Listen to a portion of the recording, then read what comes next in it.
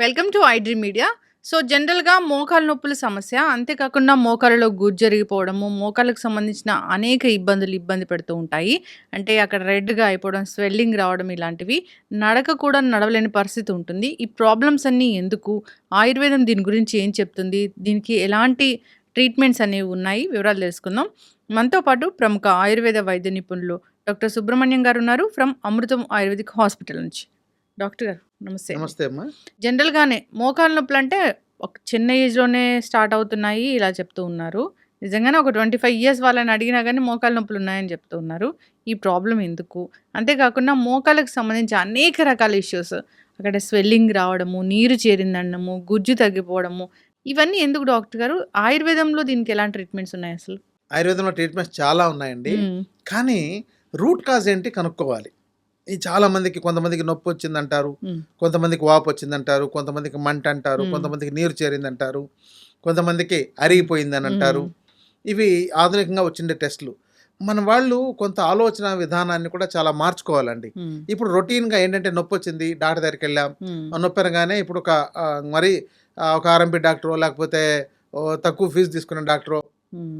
వస్తే ఆయన దగ్గరికి వెళ్తే ఆయన హ్మ్. వెంటనే ఒక పెయిన్ కిల్లర్ ఇచ్చేది అలవాటు చేస్తాడు. హ్మ్. వేసుకుంటే తగ్గిపోయింది. అక్కడితో సాటిస్ఫై అయింది. పర్లేదు నాకు అసలు ఇప్పుడు సమస్య తగ్గిపోయింది హ్మ్. అనుకుంటారు. కానీ అది భవిష్యత్తులో వాళ్ళని రకరకాల సమస్యలకు గురి చేస్తుంది. హుహు. చివరికి అరిగిపోయి సర్జరీ దాకా తీసుకెళ్లే అవకాశాలు కూడా వచ్చేస్తాయి. హ్మ్. చాలామంది ఎందుకు నొప్పి ఎందుకు వచ్చింది అనే ఆలోచన చేయట్లేదు. హ్మ్. వాపు ఎందుకు వచ్చింది అనే ఆలోచన చేయట్లా. నీరు పట్టేసిందంటే ఎందుకు నీరు పట్టేసింది? హ్మ్. అది కనీసం ఏమీ చదువుకోలేని వ్యక్తికైనా కూడా హ్మ్. ఈ ప్రశ్న అనేది ఆటోమేటిక్‌గా మొదలవ్వాలి. హ్మ్. అది. రెండవది ఇప్పుడు ఎడ్యుకేటెడ్ వాళ్ళైనా కూడా ఎందుకొచ్చింది అని గాకుండా ఇప్పుడున్న వాళ్ళ బిజీలో పని జేసుకోవడం మాత్రమే ముఖ్యం. దీనికో టాబ్లెట్ యేసుకుంటే తగ్గిపోతుందనే ఒక రకమైన కాన్సెప్ట్‌తో ఉంటున్నారు. హ్మ్. దాంతో తర్వాత అది తీవ్రమైపోతున్నాయి. హ్మ్. ఎక్కడైనా సరే మూలం అంటే మన శరీరంలో మోకాళ్ళ నొప్పులు ఎప్పుడూ రావడానికి అవకాశం లేదు. హ్మ్. ఎందుకంటే మన శరీరంలో బాగా గట్టిగా ఉండే పార్ట్ ఏంటంటే ఎక్కువగా వర్క్ చేసే పార్ట్ మోకాళ్ళే. హ్మ్. అవును. నడవాలి గదా! ఆ! ఆ! ఎప్పుడు నడుస్తుండాలి, చేస్తుండాలి. దేనికైనా కింద కూర్చున్నా హ్మ్. మడవాలి. హ్మ్. పడుకున్నా కూడా పడుకున్నప్పుడు ఏమైనా రాత్రి చాపుకొని ఉంటే తప్ప హ్మ్. మిగిలిన సమయంలో కూర్చున్నా, లేచినా, నడుస్తున్నా, ఏం హ్మ్. చేస్తున్నా, నిల్చున్నా ఎక్కువగా మోకాళ్ళ మీద హ్మ్. ఒత్తిడి ఉంటుంది. సో, అందుకని అది చాలా గట్టిది. దాంతో సమస్య వస్తుందనంటే హ్మ్. వీళ్ళు దాన్ని ఎక్కడో అక్కడ చిన్న సమస్య వస్తుంటే దానికి రూట్ కాజ్ ఏంటి మర్చిపోతున్నారు. హ్మ్. అంటే చిన్న అజీర్ణం చేస్తుండడం, ఎసిడిటీ ఉండడం కూడా భవిష్యత్తులో మోకాళ్ళ నొప్పులు రావడానికి కారణమవుతుంది. ఓహ్! అంటే ఉదాహరణకు రుమటాయిడ్ ఆర్థరైటిస్ అంటారు. హ్మ్. రుమటాయిడ్ ఆర్థరైటిస్ అంటే ఈ వాపు వచ్చేసిందనో అన్ని జాయింట్‌లోనూ హ్మ్. నొప్పి, వాపు, హ్మ్. మంట, నీరు చేరడం లాంటిది అనవచ్చు. ఇవేవైనా సరే హ్మ్. ఇది ప్రధాన కారణం, దీనికి మూల కారణం ఏంటంటే హ్మ్. వాళ్ళకి ఎసిడిటీ, హ్మ్. ఇండైజెషన్, హ్మ్. అగ్నిమాంద్యం అక్కడి నుంచి ప్రారంభమవుతుంది. హ్మ్. కానీ దాన్నెప్పుడూ చేయట్లేదు. తినకపోయినా సరిపోతుందనుకుంటారు. హ్మ్. రెండవది కొంతమందికి ఆకలి సరిగా ఉండదు. హ్మ్. నేను ఇంతే తింటాను అంటే హ్మ్. అంత శరీరానికి సరిపడినంత న్యూట్రిషన్ లేకపోవడం వల్ల, హ్మ్. వీళ్ళు తక్కువ న్యూట్రిషన్ తీసుకోవడం వల్ల, హ్మ్. శరీరానికి సరిపడినంత న్యూట్రిషన్ లేకపోతే B12, D vitamin, calcium, iron, magnesium ఇవన్నీ ఇట్లాంటివి తగ్గిపోవడం వల్ల వీళ్ళకు నొప్పులనేది ప్రారంభమవుతుంటుంది. హ్మ్.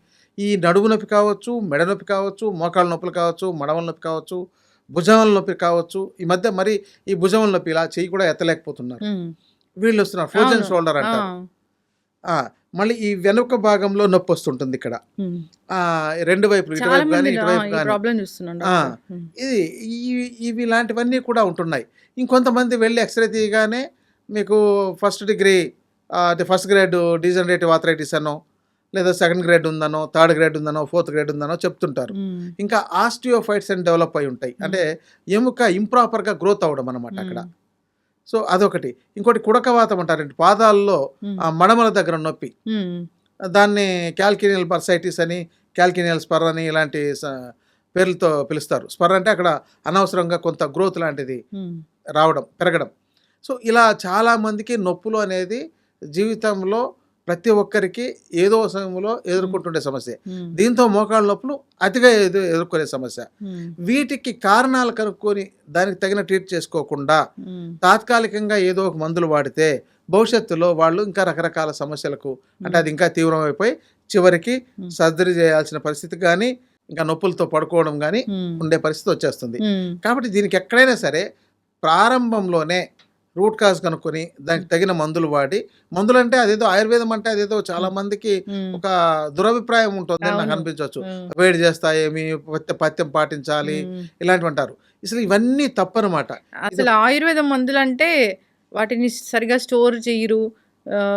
ప్రిజర్వేటివ్స్ ఏముండవు గాబట్టి వాటిని తీసుకుంటే ఫంగల్ ఇన్ఫెక్షన్స్ ఒస్తాయి. అట్లా గూడా చెప్తున్నారు డాక్టర్. అవును. ఉన్నాయి. హ్మ్. ఎందుకంటే ఇప్పుడు అది ఒక క్వాలిటీ కోసం ప్రయత్నం చేసే కంపెనీ ఆ హ్మ్. క్వాలిటీ గురించి అలాంటి వాటన్నిటిని సేకరించి ప్రాపర్‌గా ప్రాసెస్ చేసి ఇస్తారు. హ్మ్. ఇక దాన్ని అమ్ముకోవడమే పరమావధిగా ఉండే వాళ్ళలో వాళ్ళకి ఆ క్వాలిటీతో సంబంధం లేదు. హ్మ్. అలా అనంటే ఈ మధ్య ఒక సర్వే కూడా చేశారనమాట. హ్మ్. కొన్ని శాంపిల్స్ అన్ని తీసి హ్మ్. టెస్ట్ చేస్తే చాలా వాటిలో బ్యాక్టీరియా హ్మ్. ఉందని, వైరస్ ఉందని, ఫంగస్ ఉందని హ్మ్. చెప్పనేసి కూడా వచ్చింది. అంటే రా మెటీరియల్స్‌లో గానీ అవును. ఇవన్నీ ఇప్పుడు మనకు ఫుడ్ డిపార్ట్‌మెంట్ వాళ్ళు ఎళ్లి హోటల్స్‌లో ఎలా టెస్ట్ చేస్తారో, హ్మ్. ఎలా చెక్ చేస్తారో అలాగా వీటిలో కూడా ఉంటున్నాయి. హ్మ్. కాబట్టి దానికేంటంటే ఒక స్టాండర్డ్ అయిన కంపెనీలేంటంటే వాటి కోసం ఆ క్వాలిటీ కోసం ఆ బ్యాక్టీరియా తయారు కాకుండా అంటే ఫార్మ్ కాకుండా ఉండడానికి వాటికి ప్రాపర్‌గా స్టోర్ చేయడము, లేదంటే మంచి ఫ్రెష్ మెటీరియల్ తీసుకొని సర్టెన్ టైమ్‌లో దాన్ని ప్రాసెస్ చేయడము హ్మ్. ఇలాంటివుంటాయి. అలా కాకుండా ఏదో ఒకటి తీసుకుంటే ఇదే సమస్య ఎదురవుతుంది. ఎందుకంటే చాలామందికి తక్కువలో కావాలనడం. హ్మ్. దీనికంటే వాళ్ళకి తక్కువ రేట్‌లో కావాలనుకున్నప్పుడు వీటిని కొనుక్కోవడం కన్నా వాళ్ళ ఇంట్లో ఏదైనా చిన్న వాటిని పెంచుకుని దాన్ని హ్మ్. వాళ్ళే చిన్న ప్రాసెస్ చేసి పెట్టుకోవచ్చు. హ్మ్. ఎగ్జాంపుల్ నల్లేరు హ్మ్. చాలా బాగా పనిచేస్తుంది ఈ నొప్పుల్లో. హ్మ్. బోన్ స్ట్రెంగ్త్‌కి పనిచేస్తుంది. ఇంటి దగ్గర కుండీల్లో కూడా పెంచొచ్చు. హ్మ్. తర్వాత అవి బాగా పక్వానికొచ్చినప్పుడు దాన్ని కట్ చేసి, దాన్ని శుభ్రం చేసి, కడిగి వాళ్ళు చిన్న ఓవెన్‌లో డ్రై చేసి, ఫంగస్ రాకుండా దాన్ని జాగ్రత్త చేసుకొని, దాన్ని పొడి చేసి అలా వాడొచ్చు. హ్మ్. అలా కాదు మార్కెట్‌లో కావాలంటే అసలు ఎలా ఉంటుందంటే హ్మ్. ఎక్కడో పొలాల్లోనో లేకపోతే అడవుల్లోనో సేకరించేవాళ్ళు హ్మ్. దానికి ఫంగస్ ఉందా? క్వాలిటీ ఉందా? దాన్నేముంది? అవన్నీ ఏం చూడరు. హ్మ్. వాళ్ళు మొత్తం కలెక్ట్ చేసుకొస్తారు. తర్వాత ప్రాసెస్ చేస్తే హ్మ్. ప్రాసెస్ చేసే కంపెనీ మంచిదైతే బాగా క్లీన్ చేసి చేస్తుంది. అదే డబ్బులు దాని మీద ఖర్చొస్తుందనుకున్నప్పుడు ఏంటంటే ఏదో విధంగా చేసిస్తారు. అందుకే సరైన కాబట్టి ఆయుర్వేద వైద్యుల్ని ఎంచుకోవాలి. ఆ!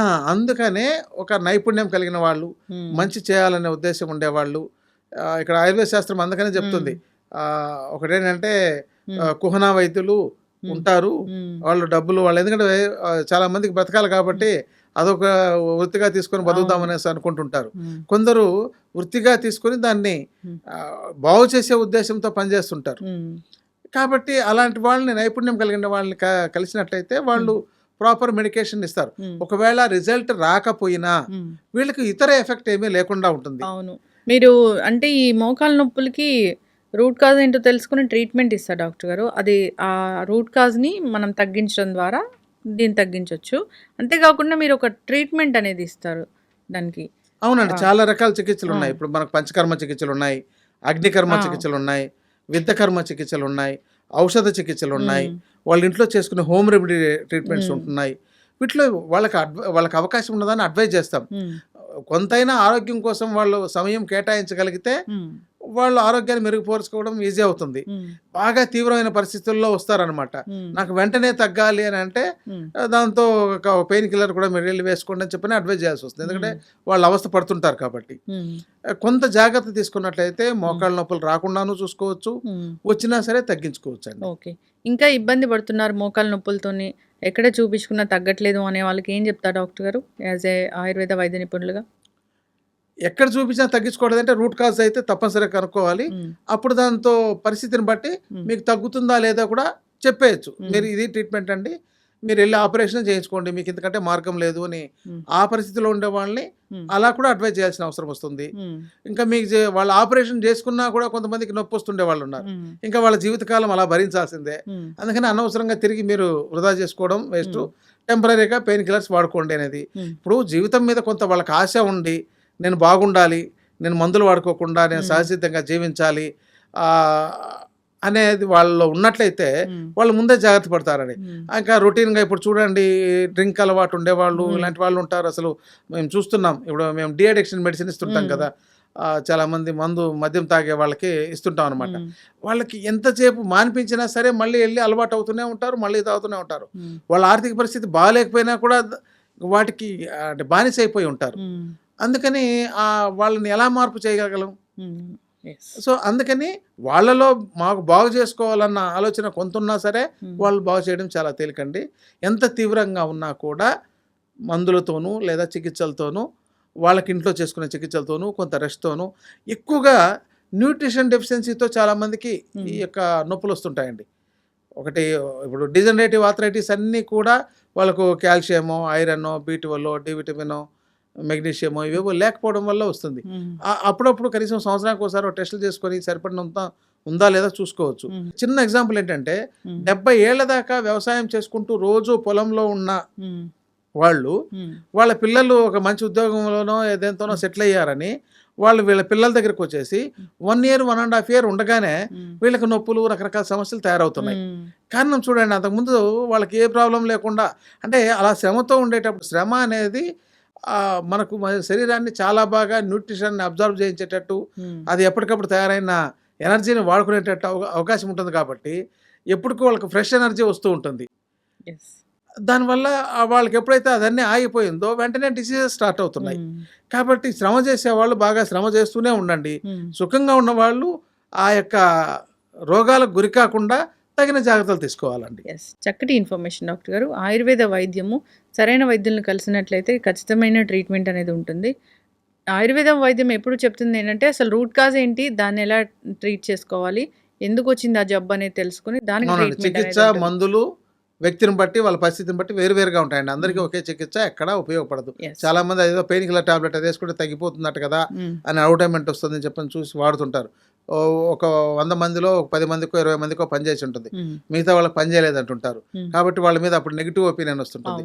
కాబట్టి ఇక్కడ వ్యక్తిని బట్టి వేరువేరుగా ఉంటుందండి. చక్కగా చెప్పారు డాక్టర్ గారు. అంతేకాదు గట్ హెల్త్ బాగుండాలి. సో తీసుకునే ఆహారం సరైన ఆహారం తీసుకోవాలి, మోకాలు నొప్పులు రాకుండా ఉంటాయని. సో అందరూ కూడా హెల్దీ ఈటింగ్ హ్యాబిట్స్ చేసుకోవాలని కోరుకున్నాను డాక్టర్ గారు. చక్కటి హెల్దీ లైఫ్ స్టైల్ కూడా మెయింటైన్ చేయాలి.